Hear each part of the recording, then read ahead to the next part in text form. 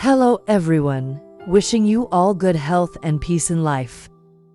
Today, we witness a moment filled with quiet tension and the hope of release. Dee returns to his ex-wife's house while her parents agreed to let him end the marriage. That has long since died in silence. It's not just about papers or words. It's about dignity, freedom, and the chance to finally begin again. And when that final door closes behind him, from an empty house to the open sky, Dee, Huyen, and little Maya hold hands. They have no promises, no roof of their own, but they have each other. And sometimes, that is where true beginnings are born. The road back was long, quiet, and heavy with memories. Dee hadn't stepped foot near his ex-wife's village in years. The narrow lanes, the faded rooftops, the scent of burning straw, all of it rushed back as if no time had passed. Yet everything had changed. Tu had left him for another man, chasing wealth and excitement, leaving behind the quiet, honest love that Dee had once believed was enough. He wasn't coming back for her. He was coming for closure. When Dee stepped through the old wooden gate of her parents' home, his heart beat heavily in his chest.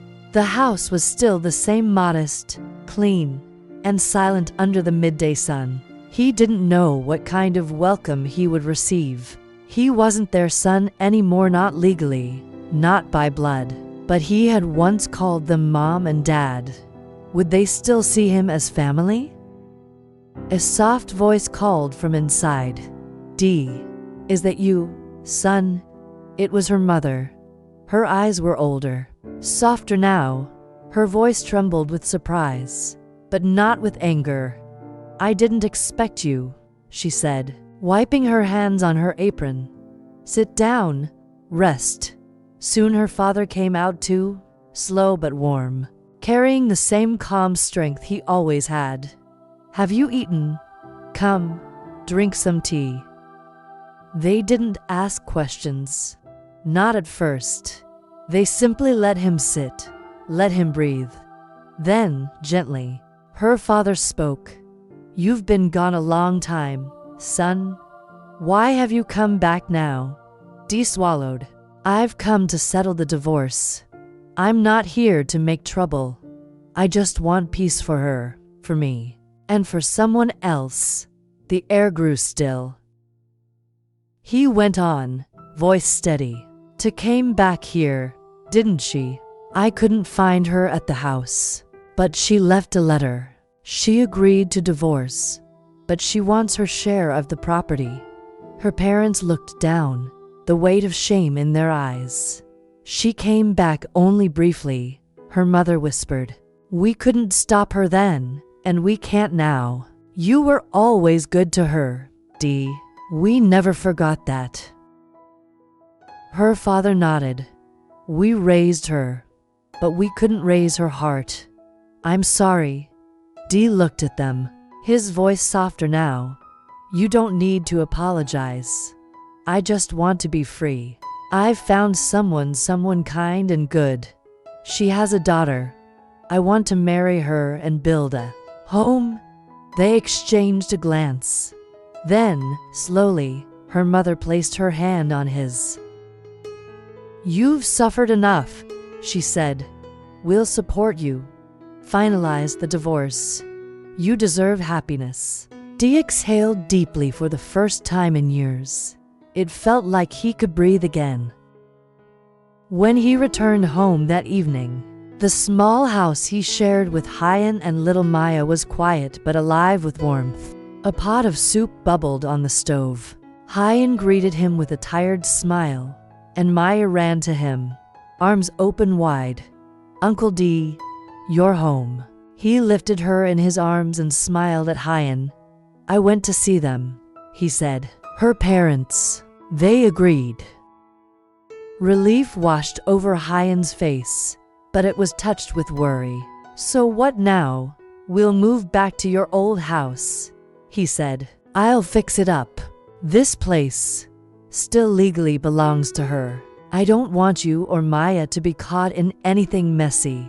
She nodded, already understanding. That was the kind of woman she was, quietly brave, always ready to adjust, never demanding more than what life could offer. The next morning, the three of them stood outside the old cottage Huyen once called home. The land was worn, the roof sagging, and the soil rough. But to Dee, it was full of promise. This place, it floods sometimes, Huyen said. But if we raise the floor, it could be beautiful again. There's good land, Dee added. We can plant vegetables, raise chickens, maybe even build that faux shop for you, Maya. Maya clapped her hands. Yes, Mommy will be the boss. They laughed together. The kind of laughter that comes not from comfort, but from courage. From knowing that life was far from perfect, but that love could still grow in the cracks. Dee took Huyen's hand in his. With the other, he held Maya's tiny fingers. From an empty house haunted by past shadows, they stepped out together into the open sky, into a future they would build with their own hands. They had no riches, no titles, no promises from the world, but they had each other, and that was more than enough. The old house creaked under their footsteps, the wooden floorboards whispering stories from years long gone. Dust hung in the air like soft fog, and spider webs clung to the corners. But to Dee, Huyen, and Maya, it was not a ruin. It was a blank page. Dee set down the bags and looked around. We'll need to fix the roof before the rains come. Huyen opened the back window, letting the sunlight pour in. And we'll need to clean the kitchen. The stove might still work. Maya wandered through the rooms, her small hands tracing the walls, eyes wide with curiosity. Mommy, is this where you lived before? Huyen nodded, kneeling beside her. Yes, sweetheart. This was Mommy's home a long time ago. And now, it's ours again. Dee rolled up his sleeves. Let's start with what we can. I'll go borrow some tools from Mr. Two at the end of the village. He used to help your father with repairs, right? Huyen smiled. Yes, he's a kind man. Before Dee left, he knelt in front of Maya. Take care of Mommy while I'm gone, okay? Maya nodded with all the seriousness of a child entrusted with great responsibility. I will. Later that afternoon, the house echoed with the sounds of life scrubbing, sweeping, and laughter between breaks. Huyen tied her hair back with a faded scarf as she scrubbed the floor. Maya hummed a song as she washed a plastic bowl over and over again, proud of her work. When Dee returned, he carried an old hammer, nails, a bucket of lime, and a small bag of cement. It says we can borrow his wheelbarrow too tomorrow. That night, they sat on a mat spread across the clean floor. The meal was simple: rice with salt-roasted peanuts, stir-fried greens, and leftover meat from the day before. But it tasted better than any feast. It tasted like home. Maya, Dee said, passing her a piece of tofu. Do you want to help me plant some vegetables out back this weekend? Yes, she grinned. Can we plant cucumbers? And morning glory. We'll plant whatever you want. Dee laughed. Even sunflowers if you like. The days that followed were filled with quiet work, fixing the broken door, patching the roof with palm leaves, clearing weeds in the garden, and washing old bedsheets under the sun. Every evening, after a day of toil, they sat together under the tamarind tree near the front yard. Maya often lay in Huyen's lap, listening to stories of when her mother was young. Dee sat nearby, carving wooden toys for Maya or sipping tea with tired but content eyes. There were moments of doubt too, when the rains came suddenly. leaking through the still unpatched roof. Or when Dee's money ran low before he could find more labor work. But each time, they held each other through it. One evening, as the sun dipped behind the hills, painting the sky in gold and pink, Huyen looked at Dee and said softly, "I'm sorry. That being with me has made your life harder." Dee turned to her, took her hand. "You didn't make my life harder. You made it real." Silence fell between them, soft and full. "I used to think happiness was something loud," Dee continued. "A big house, a car, fancy meals. But now, I think it's the quiet things." He looked over at Maya, who had fallen asleep on the mat, her face peaceful, a thin blanket covering her tiny frame. "It's this," he said. "Us.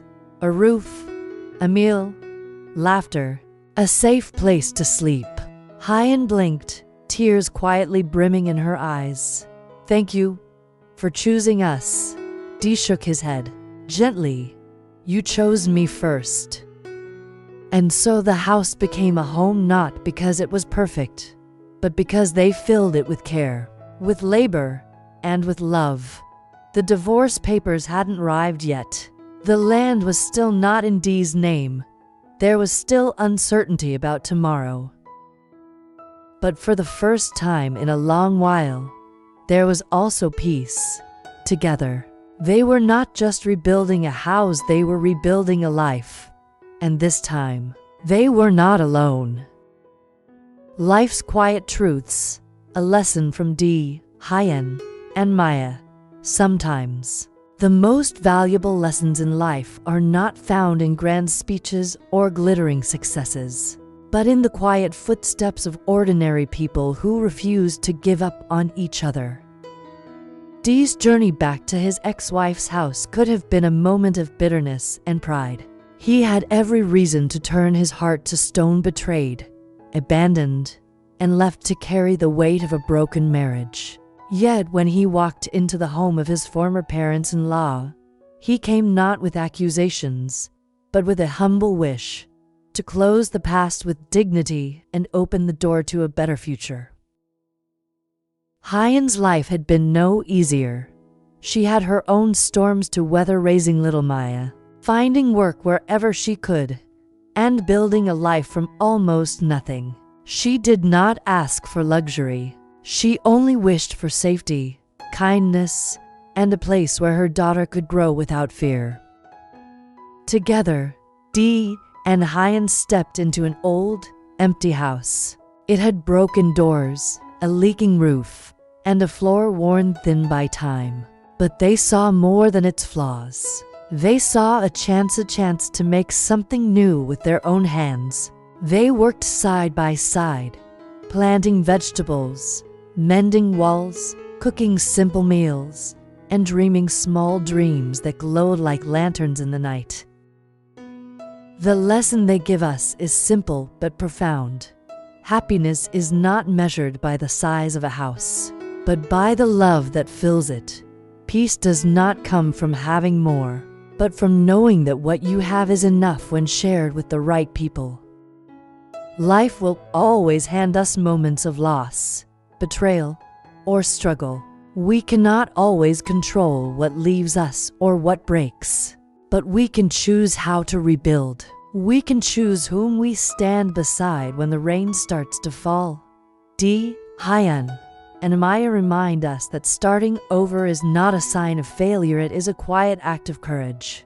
And that sometimes, the most beautiful futures begin not with a perfect plan, but with holding hands in the dust of an empty house, ready to face whatever comes next.